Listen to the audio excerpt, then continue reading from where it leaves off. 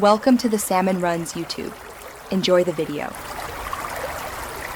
In this video, I will explain how to make fried rice khichdi. First, ensure you have about 2 cups of cooked rice and 1 cup of pre-cooked lentils ready. Next, heat 2 tablespoons of your preferred cooking oil in a large pan or wok over medium heat. Once hot, add a teaspoon of cumin seeds and let them splutter. Then, stir in 1 tablespoon of ginger garlic paste until fragrant, about 30 seconds.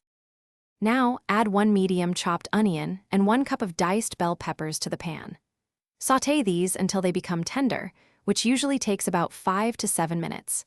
Next, fold in your pre-cooked lentils and any other vegetables you wish to include, like peas or carrots.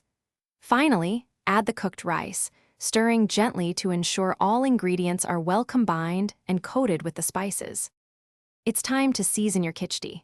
Sprinkle in 1/2 teaspoon of turmeric powder, 1/4 teaspoon of red chili powder, and salt to taste.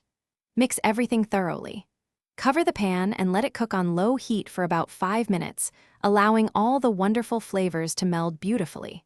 Before serving, garnish generously with fresh chopped cilantro and a refreshing squeeze of lime juice.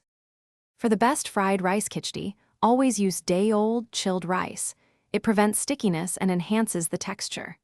Feel free to experiment with different vegetables and adjust the spice levels to your liking.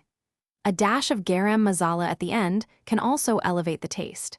And hey, if you're looking to upgrade your home tech, check out the description for a link to the Echo Dot smart speaker and other great deals. Thanks for watching. Consider subscribing if we helped you.